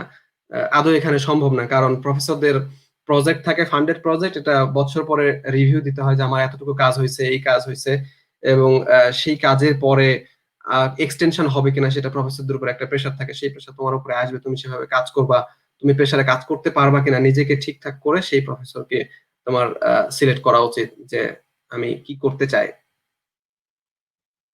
অনেক কথা বলে ফেললাম। তুমি কি কি জিনিসগুলা দেখবা প্রফেসর সিলেক্ট করার সময় বা স্কুল সিলেক্ট করার সময়? এটা আরেকটা গুরুত্বপূর্ণ বিষয়। যে প্রিফারেবলি হচ্ছে, আমি বলবো যে রিনাউন্ড ইউনিভার্সিটি, ভালো ভালো ইউনিভার্সিটি, টপ র্যাঙ্কের ইউনিভার্সিটি গুলোতে আগে ট্রাই করা, প্রফেসরদেরকে পটানোর জন্য ইমেল দিয়ে আমার এই রিসার্চ আছে, এই মোটিভেটেড, আমি এই কাজ করছি, এটা এটা করতে চাই। ওকে, ভালো র্যাঙ্কের ইউনিভার্সিটি গুলোর ব্যাপার হচ্ছে যে ওখানে জব ফেয়ার হয়, এবং জব ফেয়ারে সরাসরি ওখান থেকে বেশি বেশি জব ফেয়ার হয়, এবং রিক্রুটমেন্টের মানে জব ক্ষেত্রে রিক্রুটমেন্টের প্রবাবিলিটি অনেক বেশি থাকে। সো এটা হচ্ছে যে, সরি, এটা খুবই গুরুত্বপূর্ণ একটা বিষয়। আর তোমার রিসার্চ ইন্টারেস্ট ম্যাচ করলো কিনা এটা দেখে অবশ্যই স্কুল সিলেক্ট করবা। লোকেশন অফ দ্য ইউনিভার্সিটি এটা আরেকটা ইম্পর্টেন্ট ফ্যাক্টর। আমি শার্লট এরিয়াতে আছি, শার্লট এরিয়াতে কোনো জবের সেক্টর নাই, সুতরাং এই ভার্সিটির লোকেশনটা আমি বলবো যে ব্যাড। আর যে আমি যদি বলি যে সিএটএল এর কাছাকাছি কোনো একটা ইউনিভার্সিটি আছে, সেই ইউনিভার্সিটি যদি কম র্যাঙ্কেরও হয়ে থাকে, কিন্তু ওখানে জব হাব বা জবের এরিয়া অনেক আছে, অনেক ধরনের এমপ্লয়ার আছে, তো সেক্ষেত্রে এটা অবশ্যই ইম্পর্ট্যান্ট একটা ফ্যাক্টর হিসেবে কাজ করে যে তুমি ওই লোকেশনের ইউনিভার্সিটি গুলোকে টার্গেট অবশ্যই করা উচিত। এটা অনেকেই চিন্তা করে না, but I think this is a very important factor. জবের ক্ষেত্রে অনেক বেশি কাজে দেয়, বা নেটওয়ার্ক বিল্ড আপ করার জন্য অনেক বেশি কাজে দেয় লোকেশন যদি ভালো হয়। আর রিসার্চ গ্রুপ অবশ্যই যেন লার্জ হয়, অ্যাটলিস্ট 4 to 5 পিএইচডি স্টুডেন্ট যদি কোনো গ্রুপে থাকে, আমি বলবো যে সেটা একটা ভালো রিসার্চ গ্রুপ। এবং কোন স্কুলে অ্যাপ্লাই করতেছি সেই স্কুলের অ্যাটলিস্ট 3 থেকে 4 জন যদি অ্যাক্টিভ রিসার্চ প্রফেসর থাকে পার্টিকুলার ওই ব্রড রিসার্চ ফিল্ডে, দেন সেই স্কুলে অ্যাপ্লাই করা উচিত। কারণ আমি যদি প্রফেসর ম্যানেজ করা থাকলেও অ্যাপ্লাই করলাম, অনেক সময় প্রফেসর নিতে পারলো না, তখন তিনি আরেকজন প্রফেসরকে রিকমেন্ড করে, hey, I got this student, is a good student, it should be a good fit for your research. আমি এই মুহূর্তে নিতে পারতেছি না, কিন্তু তুমি দেখো তো নিতে পারো কিনা। এবং এরকম এক্সপিরিয়েন্স আমার জানা মতে আছে কয়েকজনের। এইটা হয়েছে যে একাধিক প্রফেসর থাকার কারণে এক্স প্রফেসরের কাছে অ্যাপ্লাই করছে, নিতে চাইছে, কিন্তু পরে দেখা যাচ্ছে যে এক্স প্রফেসর ওয়াই প্রফেসরের কাছে রিকমেন্ড করার কারণে এই স্টুডেন্টরা ফাইনালি ওয়াই প্রফেসরের কাছে অ্যাডমিশন হয়েছে। This is a very good trick. At least 3-4 জন অ্যাক্টিভ প্রফেসর থাকলে আমি বুঝবো কেমন করে সেই প্রফেসর অ্যাক্টিভ কিনা। সেটা অনেকেই জানে যে তার রিসার্চ প্রোফাইলে গিয়ে দেখতে হবে যে তার 2019 সালে বা 20 সালে কতগুলা রিসার্চ পেপার পাবলিশ করছে। যদি মোর দ্যান 10 হয়, oh this is really good professor এবং গুড গ্রুপ, অনেক রিসার্চ হচ্ছে, তো এইটা দেখে বোঝা যায় যে সেখানে রিসার্চ অনেক ভালো হচ্ছে আর কি, সেই গ্রুপে জয়েন করা যেতে পারে। আদার ক্রাইটেরিয়াও আছে, আমি এখানে মেনশন করি নাই, ইভেন্চুয়ালি জেনে যাওয়া হয়তো বা। আর একটা গুরুত্বপূর্ণ যে জিনিসগুলো হচ্ছে স্কলারশিপ বা ফান্ডিং কিভাবে ইউএসএ তে পাওয়া যায়। তো মূলত আমরা জানি যে রিসার্চ অ্যাসিস্ট্যান্টশিপ বা টিচিং অ্যাসিস্ট্যান্টশিপ এই দুটো খুবই পপুলার আর কি ফান্ডিং সোর্স। কোন প্রফেসরের কোন একটা ফান্ডেড প্রজেক্ট আছে, সে এনএসএফ থেকে ফান্ড পাইছে, সেই ফান্ডেড প্রজেক্টে একজন স্টুডেন্টকে সে নিচ্ছে তার কাজ করার জন্য, তখন সে আর হিসেবে নেয় নরমালি। হয়তো বা প্রফেসরের অনেক ফান্ড আছে, কিন্তু সবগুলো ফান্ড সে স্টুডেন্টকে এখন এই মুহূর্তে দিতে চাচ্ছে না। দেখা যাচ্ছে যে সেক্ষেত্রে তার ফান্ডের অনেক অংশ ডিপার্টমেন্টকে সরাসরি দিয়ে দিতে হয়। তো তখন ডিপার্টমেন্ট থেকে সে হয়তো বা 2টা টিএ পাওয়ার অধিকার রাখে। তখন হয়তো সে ওই প্রজেক্টে কাজ করাইলো, কিন্তু 2 জনকে টিএ হিসেবে নিয়ে তার আন্ডারে কাজ করাইলো, এরকম অনেক সময় হয়। তো এছাড়াও যদি কেউ টিএ বা আরএ ম্যানেজ না করতে পারে, যদি মাস্টার্স করতে আসে, ভালো স্কুলে গিয়ে অল্প সময়ে নিজের টাকা খরচ করে মাস্টার্স করলো, ইভেনচুয়ালি তার জব সেক্টরে সে দ্রুত সেটেল হইতে পারবে, এখানে যদি সেই ইচ্ছা থাকে। দেশে যদি ব্যাক করতে ইচ্ছা থাকে তাহলে সেটা ডিফারেন্ট ইস্যু। তো on campus part time work করা যায়, যেটা less than 20 hours per week, এটা অ্যালাউড আর কি স্টুডেন্টদেরকে করার জন্য। অফকোর্স সেটা অন ক্যাম্পাস হইতে হবে, out of the campus no work you can do. তো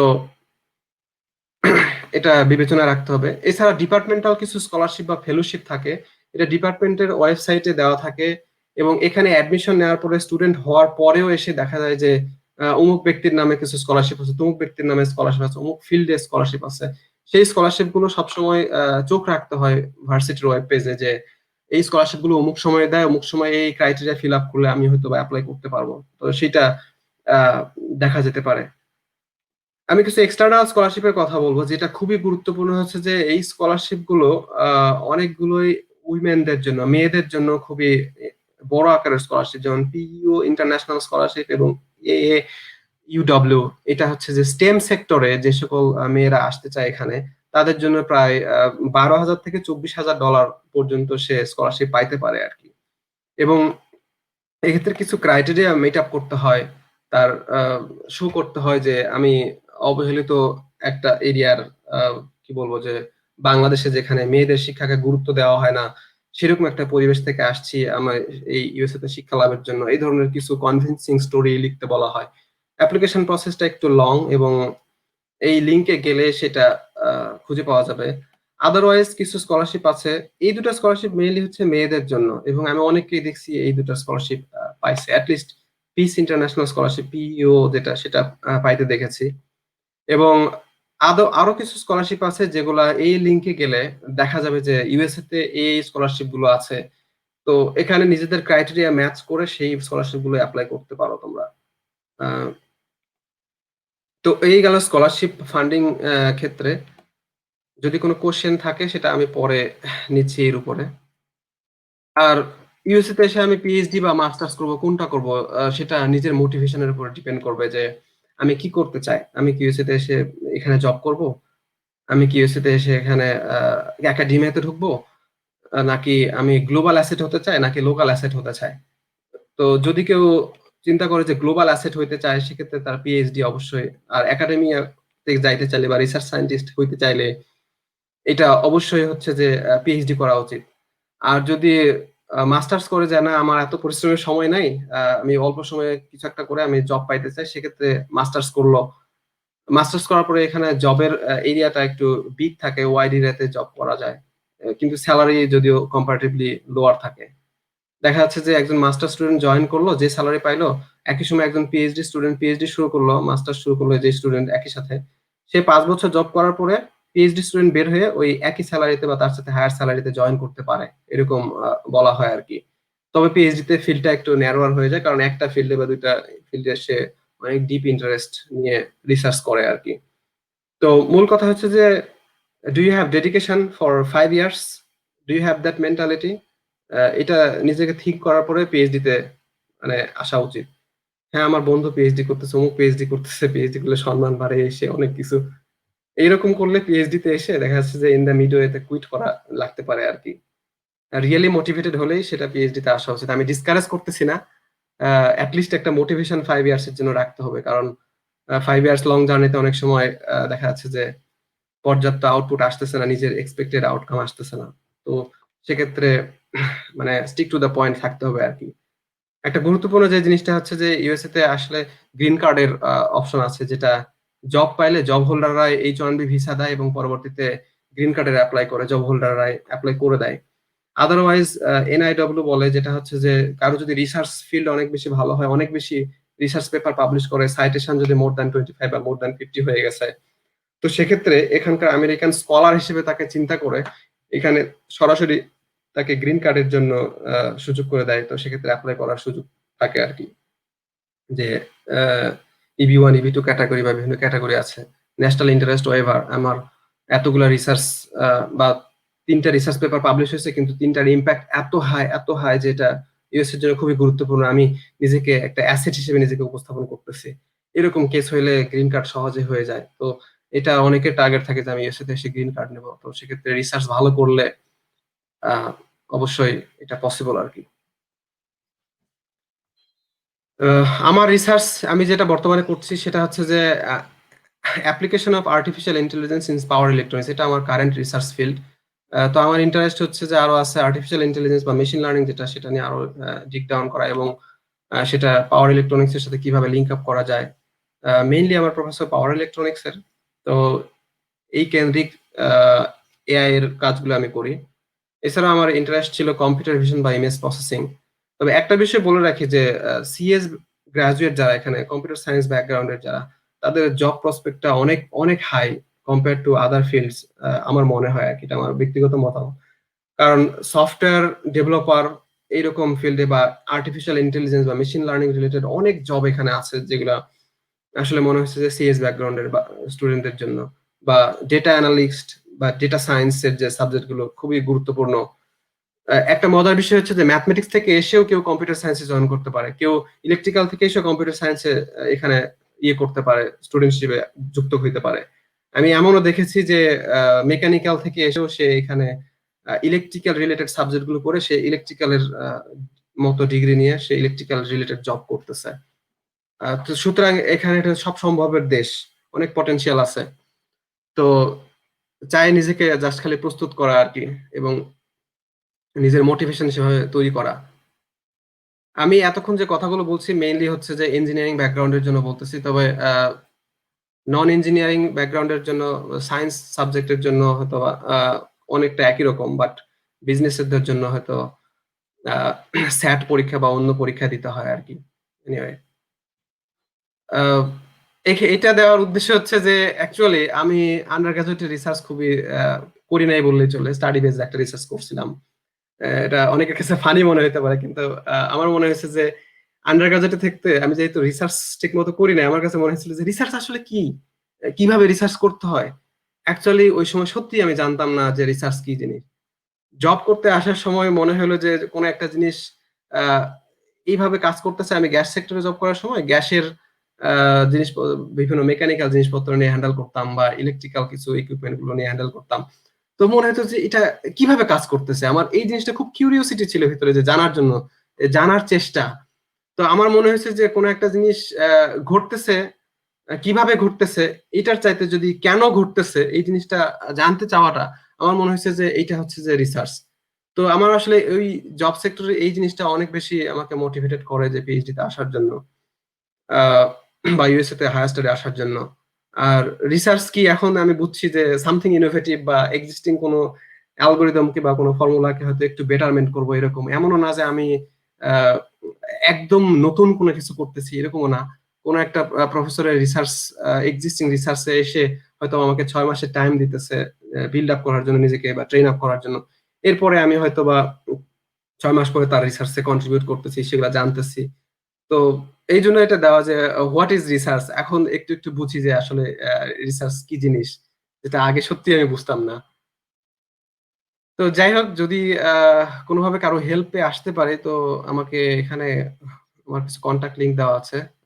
আমি চেষ্টা করব সাধ্যমতো সময় নিয়ে হেল্প করার জন্য। তো যদি কোনো কোশ্চেন থাকে, অনেক সময় নিয়ে ফেললাম, অনেক কিছু বললাম, গুরুগম্ভীর অনেক তথ্য দিয়ে ফেললাম, এবং আমি অনেক আশা করি এই তথ্যগুলা তোমাদের কাজে আসবে, এবং অনেক তথ্য এগুলো খুবই গুরুত্বপূর্ণ আর কি। ভাইয়া থ্যাংক ইউ ভেরি মাচ, আপনি অনেক মানে ইনফরমেটিভ ইনফরমেশন শেয়ার করছেন। আশা করি এগুলো সবার কাজে লাগবে এবং আপনার এক্সপিরিয়েন্স শুনে সবাই মোটিভেট হবে। তাহলে ভাইয়া আমরা কিছু প্রশ্ন আসছে, এগুলো মনে হয় এখন একটু আমরা গ্রহণ করতে পারি। হ্যাঁ, শিওর। যে প্রশ্ন যেমন আসছে যে ইউএস এর জন্য, যে কারো যদি সিজিপিএ আন্ডার 3 হয়, তাহলে তার আসলে ইউএসএ অ্যাডমিশন বা ফান্ড বা স্কলারশিপ এগুলো পাওয়ার জন্য সে আসলে এডিশনালি কি করতে পারে তার প্রোফাইলকে আরো করার জন্য? আমি বলবো যে আন্ডার 3 যদি হয়ে যায়, একবার হয়ে গেছে, সেটা তো আসলে করার কিছু নাই। তো সেক্ষেত্রে রিসার্চে কোনো অন্য কোনো স্টুডেন্টের সাথে বা অন্য কোনো প্রফেসরের সাথে বা বন্ধু বান্ধবদের সাথে এনগেজড হয়ে কোনো একটা পেপার পাবলিশ করা যায় কিনা, অ্যাটলিস্ট নিজের রিসার্চ প্রোফাইলটাকে তখন ইমপ্রুভ করার সুযোগ থাকে। এবং ইউএসএ তে অনেকেই আছে যারা জব করার পাশাপাশি পেপার পাবলিশ করার চেষ্টা করতেছে। তো যদি এরকম কোনো লিঙ্ক থাকে যে কেউ কাজ করতেছে রেলিভেন্ট ফিল্ডে, তো তার সাথে যুক্ত হলাম এবং কিছু পেপার পাবলিশের চেষ্টা করলাম, অ্যাটলিস্ট ওই ফিল্ডটা সম্পর্কে জানার চেষ্টা করলাম, এইটা করা যেতে পারে। আর যদি মানে স্কোর যে যদি সিজিপিএ কমই থাকে, ইমপ্রুভ করার আরেকটা জায়গা আছে টোফেল এবং জিআরইতে বা আইএলটিএস জিআরইতে। তো এই দুটাতে যদি এক্সেল করে 310 এর জায়গায় 317 বা 320 এরকম, বা 320-এর উপরে যদি যায়, ওইটা একটা ক্রাইটেরিয়া হিসেবে ইয়ে করে, তবে যদি সবগুলো ক্রাইটেরিয়া হিসাব করা হয় কোনটাকে বেশি গুরুত্ব দেওয়া হয়, একজন স্টুডেন্টের রিসার্চ প্রোফাইলটাকে সবচেয়ে বেশি গুরুত্ব দেওয়া হয়। সিজিপিএ 3 বা 3 এর নিচে নিয়ে সবাই এখানে আসছে এবং স্কলারশিপ পাইছে। কারণ টিচিং অ্যাসিস্ট্যান্টশিপ ডিপার্টমেন্ট থেকে পাওয়ার জন্য তোমার হচ্ছে স্পিকিং এর স্কোরটা দেখে, যে স্পিকিং এর কোর্স টোফেলের ক্ষেত্রে আমি বলবো যে 24+ কিনা, বা অনেকের সময় 26+ কিনা, এইটা দেখে। এবং প্রিভিয়াস যদি টিচিং এক্সপিরিয়েন্স কোনোভাবে থাকে সেটা একটা ফ্যাক্টর। যদিও 3 CGPA নিয়ে অনেক সময় বাংলাদেশে টিচিং করা যায় না, বাট এই সেক্টরগুলো ইমপ্রুভ করা যায়, যে দ্যাট এরিয়া ইজ গান but what are the other areas I can improve on to enhance my profile. তাহলে আমার প্রোফাইলে অ্যাপ্লিকেশনের জন্য যে জিনিসগুলো লাগতেছে সেই জিনিসগুলো হচ্ছে যে আমার স্ট্রেংথেন করার সুযোগ আছে। আমি কি বুঝাইতে পারছি জহুরুল?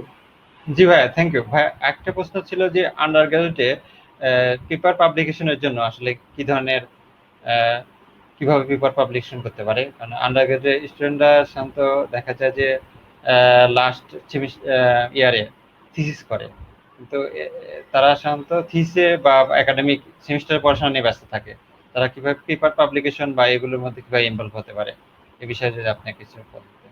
আমি যদি সঠিকভাবে রিকল করতে পারি আমার মেমোরিকে, আমার মনে হয় যে কোনো একজন স্টুডেন্ট যদি তার থিসিস রিসার্চে যে পরিমাণ সময় দেয়, ভার্সিটির পড়াশোনার পিছনে যে পরিমাণ সময় দেয়, এছাড়াও আরো অনেক সময় আমরা নষ্ট করি করি কিনা, সেই সময়টাকে যদি আমরা কাজে লাগাই, যে আমার রেজাল্ট এই পর্যন্ত খারাপ হয়ে গেছে সিজিপিএ, আমি থিসিস করতেছি কিন্তু আর সময় দিতে পারতেছি না। তো সময় দিতে পারতেছি না বললেও আমরা কি আসলে 24 আওয়ার্সে সবগুলো প্রপারলি ইউটিলাইজ করি না? আমার মনে হয় যে সেখান থেকেও যদি অল্প কিছু সময় ম্যানেজ করা যায়, এবং যারা ভালো রিসার্চ করতেছে এরকম জানা যায়, তাদের সাথে একটু ইনগেজড হওয়া আর কি।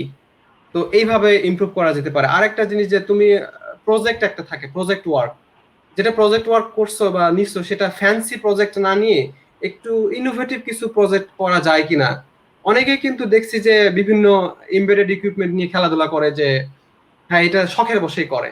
তো শখের বশেই কিন্তু এটা আসলে পাবলিকেশনে রূপান্তরিত করা সম্ভব। আইট্রিপলির কনফারেন্স গুলোতে ছোট্ট একটা কিছু প্রজেক্টকেই সুন্দর করে উপস্থাপন করলে আইট্রিপলির অনেক কনফারেন্সে অ্যাকসেপ্ট হয়। আদার দেন আইট্রিপলি, আমি বলবো যে অনেক লোয়ার র্যাঙ্কের জার্নাল আছে বা কনফারেন্স আছে, সেগুলাতেও অ্যাটলিস্ট পাবলিশ করা সম্ভব আর কি। তো something is better than nothing, মানে আমার সাথে আরেকজন স্টুডেন্টের যদি কম্পেয়ার করা হয়, কারো কোনো রিসার্চের পাবলিকেশন নাই আর আমার লো র্যাঙ্কের হলেও একটা পাবলিকেশন আছে এবং সেটাতে আমি কাজ করেছি, দ্যাট মেক্স ইউ ডিফারেন্ট। তো সময় ওর মাঝে বের করে নিতে হবে। আর থিসিস যেটা করতেছি, সে থিসিস নিজেই তো একটা রিসার্চ। তো why not give more time on this thesis to make it a publishable article? তাহলে তো আর আলাদা করে সময় অন্য কোথাও দেওয়ার প্রয়োজন নাই আর কি। ধন্যবাদ ভাইয়া। ভাইয়া, আরেকটা প্রশ্ন ছিল যে হচ্ছে ইউএসএ স্কলারশিপ এবং ফান্ডিং এগুলোর ইনফরমেশন কোন ওয়েবসাইট বা ওয়েব সোর্স বা কোন সোর্স থেকে পেতে পারে? এক্সটার্নাল স্কলারশিপের তথ্যগুলো আমি লিংকে দিয়ে দিয়েছি। আদারওয়াইজ গুগলকে জিজ্ঞাসা করলে গুগল অনেক ট্যালেন্টেড, সে ওখান থেকে দিয়ে দিবে। আর কোনো ভার্সিটির স্পেসিফিক্যালি কোনো প্রফেসরের ফান্ডিং আছে কিনা সেটা আসলে ওই ভার্সিটির ওয়েবসাইটেই খুঁজতে হবে।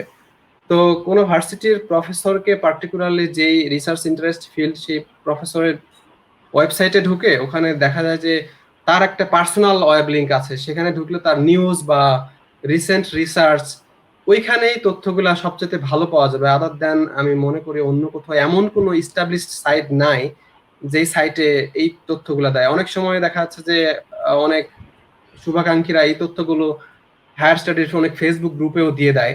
তো সেটা একটা। আবার লিঙ্কডইনের ওয়েবসাইটে অনেক প্রফেসরকে ফলো দিয়ে রাখলে তারা তাদের স্টুডেন্ট লাগলে সেখানে দিয়ে রাখে যে আই নিড এ স্টুডেন্ট এরকম। বা একজন প্রফেসরের স্টুডেন্ট লাগবে, সে হয়তো তার স্টুডেন্টকে ইমেলটা ফরওয়ার্ড করে যে তোমার যতগুলো পরিচিত আছে সবাইকে ফরওয়ার্ড করো। এইভাবে তথ্য পাওয়া যেতে পারে। তবে সবচাইতে রিলায়েবল সোর্স হচ্ছে যে ওই ভার্সিটির ওয়েবসাইটে গিয়ে প্রফেসরের প্রোফাইলে ঢুকে তথ্য নেওয়া আর কি। জি ভাইয়া, ধন্যবাদ। ভাইয়া, একটা প্রশ্ন ছিল যে কোভিড-19 এর জন্য ভার্সিটি বা স্কলারশিপের ফান্ডিং এগুলোর উপর কতটা আসলে ইফেক্ট করতে পারে? কোভিড-19 নিয়ে আসলে অনেক জায়গাতেই সমস্যা হচ্ছে। অবশ্যই এটার উপর একটা নেগেটিভ ইমপ্যাক্ট আছে, বাট এক্সিস্টিং ফান্ড যেটা প্রফেসরদের আছে, এছাড়া প্রফেসররা এখনো ফান্ডিং এর জন্য এপ্লাই করতেছে। তো আমার মনে হয় না যে এটা তেমন কোনো প্রবলেম হবে, যদিও নেগেটিভ ইমপ্যাক্ট আছে। বাট প্রফেসরের এক্সিস্টিং যে ফান্ড আছে, সেই ফান্ডে কোনো কয়েকজন স্টুডেন্ট তার গ্রুপে আছে, সেই স্টুডেন্টগুলো তাদের কাজ শেষ হয়ে গেছে, পিএইচডির ডিগ্রি নিয়ে ফেললো, ওই প্রজেক্টটা এখনো 1 বছর বা 2 বছর এক্সটেন্ডেড আছে। তো সেক্ষেত্রে অবশ্যই সেই জায়গায় নতুন একজন স্টুডেন্ট লাগবে। তো scope is there, but maybe with a reduced capacity. আর কোভিড-19 সিচুয়েশনে যতদিন এখানে আছে ততদিন তো আসলে বাংলাদেশ থেকে ভিসা নিয়ে আসাটাই চ্যালেঞ্জিং আর কি, এটা সম্ভব হচ্ছে না। অ্যাকচুয়ালি সিচুয়েশনটা যখন আরো একটু বেটার হবে তখন সবকিছুই আমি মনে করি আবার পজিটিভের দিকে যাবে, এবং তখন অপরচুনিটি আরো ক্রিয়েট হবে আর কি। জি ভাই, একটা প্রশ্ন ছিল যে কেউ যদি 50% টিউশন ফি বা ওয়েব পায় বা হচ্ছে ফান্ড পায়, এক্ষেত্রে তার অ্যাডমিশন নেওয়ার পরে কি ফুল ফান্ড পাওয়ার কি পাওয়ার পেতে পারে কিনা? ফান্ডিং 50% পাইলে বাকি 50%-এর জন্য অনেক সময় বাংলাদেশে ভিসাই দিতে চায় না, এটা প্রধান কথা। তো সেটা যদি পিএইচডির ক্ষেত্রে হয়, তখন প্রফেসরের সাথে একটু বার্গেন করার সুযোগ থাকে বিভিন্নভাবে, যে আমাকে কিছু একটা ম্যানেজ করে দাও যাতে আমার ভিসাটা আমি ইয়ে করতে পারি। এবং আমি অনেক ক্ষেত্রেই দেখেছি যে প্রফেসররা একটু ফান্ড এক্সট্রা দিয়ে বা কোনোভাবে ম্যানেজ করে দেয়, বা অ্যাটলিস্ট I-20 তে অ্যামাউন্টটা একটা শো করে দেয়, যেটা ওই ফান্ডিংটা 50%-এর জায়গায় হয়তো 70% হয়ে যায়। মানে এটা প্রফেসরের উপরে ডিপেন্ড করে আর কি, পিএইচডির ফান্ডিংটা। অনেক সময় ডিপার্টমেন্টকে রিকোয়েস্ট করলে আমি দেখছি, আমি মাস্টার্সে যেমন আমি গ্রাজুয়েট কোঅর্ডিনেটরকে বলছিলাম যে আমাকে এক্সট্রা কিছু দেওয়া যায় কিনা, তখন তার হাতে অনেক সময় অনেক ধরনের ফান্ডিং থাকে, সেই স্কলারশিপ গুলো পাওয়া যেতে পারে আর কি। But it's not like that যে তোমার 50% ফান্ডিং থেকে সেটা 80% বা 100% হয়ে যাবে, বাট পার্শিয়ালি হয়তো ইমপ্রুভ করা পসিবল। ওকে ভাইয়া, থ্যাংক ইউ। ভাইয়া, একটা প্রশ্ন ছিল যে হচ্ছে ইউএসএ ভার্সিটি র্যাঙ্কিং এর জন্য রিলায়েবল ওয়েবসাইট বা সোর্স কি? MS in sorry US news ranking এর যে লিংক আছে, ওয়েবসাইটটা আছে, ওইটাই সবচেয়ে রিলায়েবল আমার মনে হয়। এই রিসেন্ট তথ্যগুলা, ইউএস নিউজ র্যাঙ্কিং এর তথ্যটা হায়েস্টলি আপলোডের বিভিন্ন ফেসবুক গ্রুপে অনেকেই এটা পাবলিশ করে দেয়। এটা সবচেয়ে আমি মনে করি যে ইউএস এর জন্য রিলায়েবল, কারণ ওখানে ইউএস এর গ্লোবাল র্যাঙ্কিং ছাড়াও ন্যাশন ওয়াইড যে র্যাঙ্কিং, সেই র্যাঙ্কিং গুলো দেওয়া থাকে, এবং ডিপার্টমেন্ট ওয়াইজ র্যাঙ্কিং দেওয়া থাকে। দেখা যাচ্ছে যে ধরলাম যে হার্ভার্ড ইউনিভার্সিটি, এটা হয়তো বা ইঞ্জিনিয়ারিং এর জন্য ভালো না, কিন্তু বিজনেসের জন্য অনেক ভালো স্কুল। তো এই জন্য হচ্ছে যে কিছু কিছু ভার্সিটি ওভারঅল ভালো র্যাঙ্কিং থাকলেও তুমি পার্টিকুলার যে ডিপার্টমেন্টে যাচ্ছ সেই ডিপার্টমেন্টের রেপুটেশন ওখানে কতটুকু, সেটা জানা জরুরি। তো এর জন্য একমাত্র রিলায়েবল ইয়া হচ্ছে যে ইউএস নিউজ র্যাঙ্কিংটাই। আদারওয়াইজ অন্যান্য র্যাঙ্কিং গুলো দেওয়া থাকে, একটু গুগল করলে পাওয়া যাবে, আমার এক্স্যাক্টলি মনে পড়তেছে না, সেটা গ্লোবাল র্যাঙ্কিং দেওয়া থাকে আর কি। আর মজার ব্যাপার হচ্ছে যে আমি এখানে এটাও দেখেছি যে লোয়ার র্যাঙ্কিং থেকে পড়াশোনা করে হায়ার র্যাঙ্কিং এর ইউনিভার্সিটিতে গিয়ে সে টিচিং ফ্যাকাল্টি হিসেবে যুক্ত হয়েছে। র্যাঙ্কিংটা আমি বলবো যে ইম্পর্টেন্ট, বাট এত বেশি ইম্পর্টেন্ট না যে ওটার পিছনেই ঝুঁকে থাকতে হবে। প্রফেসর ম্যাটার্স, যে ওই প্রফেসরের প্রোফাইল। আমি বলবো যে আমার রিসার্চ গ্রুপে ইউএনসি শার্লটের র্যাঙ্কিং হচ্ছে যে হয়তো 70 অ্যারাউন্ড, বাট এখানে কর্নেল ইউনিভার্সিটি থেকে মাস্টার্স করা একজন স্টুডেন্ট এসেও এই গ্রুপে জয়েন করছে। আমি তাকে জিজ্ঞাসা করেছিলাম, তুমি তো কর্নেল ইউনিভার্সিটি অনেক ভালো ইউনিভার্সিটি, সেখান থেকে এখানে আসছো কেন?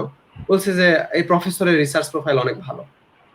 তার মানে প্রফেসর রিসার্চ প্রোফাইল ভালো, প্রফেসরের রেপুটেশন ভালো, সেখানে রিসার্চ গ্রুপটা ভালো, আমি এখানে ভালো রিসার্চ করতে পারবো এবং ভালো কিছু আউটকাম আনতে পারবো। এইটা হচ্ছে যে অনেক গুরুত্বপূর্ণ ব্যাপার, রাদার দ্যান অনলি র্যাঙ্কিং। ওকে ভাইয়া, থ্যাংক ইউ। ভাইয়া, আর একটা মনে প্রশ্ন ছিল, সেটা হচ্ছে যে most demanding research topic for upcoming, মানে ভবিষ্যতে, মানে রিসেন্ট কি ধরনের আসলে ডিমান্ডিং রিসার্চ টপিক হতে পারে, বা কোনগুলোর প্রতি আসলে রিসপেক্টে ডিমান্ডিং হতে পারে? এটা তো আসলে একটা ব্রড ক্যাটাগরির ডিফিকাল্ট কোশ্চেন। আমি যদি কম্পিউটার সায়েন্স রিলেটেড আমি এই জিনিসগুলো বলি, তবে আর্টিফিশিয়াল ইন্টেলিজেন্স হচ্ছে যে is ruling over every other research field আমি বলবো, কারণ এমন কোন সেক্টর নাই যেটাতে আর্টিফিশিয়াল ইন্টেলিজেন্স বা মেশিন লার্নিং অ্যাপ্লাই করা হচ্ছে না ইদানিং। তো এটার অনেক বড় একটা প্রসপেক্ট রয়েছে। Other than this, data science একটা অনেক গুরুত্বপূর্ণ মানে একটা রিসার্চ টপিক, এবং অনেক ডিমান্ডিং এটা। তো মেশিন লার্নিং এবং তার অ্যাপ্লিকেশন ডিফারেন্ট ফিল্ডে সেই ধরনের যে কোনো কিছু অবশ্যই বেটার। ডেটা সায়েন্সের কথা আমি বললাম।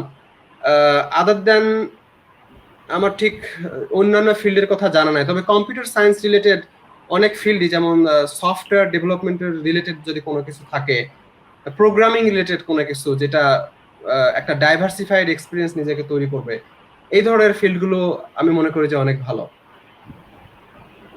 আমি অন্যান্য ডিপার্টমেন্টের খবরগুলো আমি ঠিক বলতে পারবো না, তবে এটাও দেখেছি আমি পিএইচডির জন্য সিইউ আইকারের একটা ভার্সিটিতে অ্যাপ্লাই করছিলাম, ক্লেমসন ইউনিভার্সিটিতে। ওখানে ছিল মেকানিক্যাল ডিপার্টমেন্টে।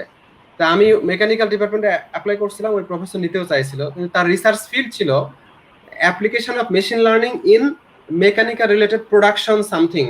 উনি কিছু ইকুইপমেন্ট তৈরি করে বা কোনো প্রসেস, ম্যানুফ্যাকচারিং প্রসেস আছে, সেখানে এআই এর অ্যাপ্লিকেশন। তো আসলে আমি এআই রিলেটেড ফিল্ডে ওখানেও কাজ করতেছি। তো এমন না যে মেকানিক্যাল স্টুডেন্টরা এআই নিয়ে কাজ করতে পারবে না, তারাও পারবে। শুধু সিএস দের জন্য এটা আসলে কুক্ষিগত না। জি ভাই। এটা অনেক ডিফিকাল্ট কোশ্চেন এবং ডিফিকাল্ট আনসার। জি জি ভাই। ওকে ভাইয়া, থ্যাংক ইউ ভেরি মাচ। আপনি আমাদের অনেক কষ্ট করে সময় দিয়েছেন এবং অনেক ইনফরমেশন শেয়ার করছেন। আশা করি সেগুলো অন্যদের কাজে লাগবে এবং আপনার এক্সপিরিয়েন্স শুনে অনেকে মোটিভেট হবে। তো ভাইয়ার যদি কোনো মেসেজ থাকে সেটা শেয়ার করতে পারেন, আদারওয়াইজ হয়তো আমরা আজকে এখানে শেষ করবো। সবাইকে অসংখ্য ধন্যবাদ এত সময় ধরে আমার কথাগুলো শোনার জন্য। যদি এখান থেকে কারো সামান্যতম উপকারেও আসে, তাহলে আমার এই সময় ব্যয়টা সার্থক হবে বলে আমি মনে করি। সকলের জন্য শুভকামনা রইল, এবং হায়ার স্টাডিতে আসতে হলে বি মোটিভেটেড। একটা কথায় যে ইউএসএ তে আসবো, আচ্ছা ঠিক আছে আমি আসবো, মানে ওকে দেখি হচ্ছে হবে। আসলে এই জিনিসটার চাইতে মোটিভেশন যদি এমন থাকে আমি ইউএসএ তেই যাব বা আমাকে যেতেই হবে, এর জন্য আমাকে কি কি করতে হবে বলো? আমাকে কি চাঁদে যাওয়ার চেষ্টা করতে হবে? দিন একটা লাভ যদি চাঁদে যাইতে পারি। মানে ব্যাপারটা এরকম যে মানে তোমার ড্রিমটা ফিক্স করে সে ড্রিম অনুসারে অনেক বেশি কাজ করলে ইউএসএ তে আসা এত মানে কঠিন কিছুই না। অনেকে জিআরই কে অনেক বেশি একটা বার্ডেন মনে করে, বাট জিআরই সবকিছু না অ্যাকচুয়ালি। জিআরই শুধু ভালো হইলেই যে ইউএসএ তে আসবে এমন না, অন্যান্য অনেক কিছুই আছে। তো একটা কথাই বলবো যে চেজ ইওর ড্রিম, এটাই। আর আমার জন্য দোয়া রাখিও যাতে ভালো কিছু করতে পারি। আর একটা মোটিভেশন হচ্ছে যে আমি অনেক পরে এসে শুরু করছি, বাট কেউ যদি আর্লিয়ার এসে শুরু করে, যে আসতেই যদি হয়, তাহলে why not immediately after under graduation. যদি সম্ভব হয় সেটা সবচেয়ে ভালো, কারণ তার জন্য অনেক সময় থাকে এখানে নিজেকে ডেভেলপ করার। বা চাইলে সে দেশেও ব্যাক করলো, it doesn't matter, but try to begin as early as possible. এটাই হচ্ছে যে মেসেজ। ধন্যবাদ সবাইকে। ধন্যবাদ জহরুল। ওকে ভাইয়া, আপনাকে অনেক ধন্যবাদ কষ্ট করে সময় দেওয়ার জন্য। আবার হয়তোবা ভবিষ্যতে আপনার সাথে কথা হবে অন্য কোনো টপিকস নিয়ে। ওকে ভাইয়া, তাহলে আমরা এখানেই আজকের মতো শেষ করতেছি। Okay, okay, good bye. Thank সবাই থ্যাংক ভালো ইউ, থাকেন। Thank you. বাই।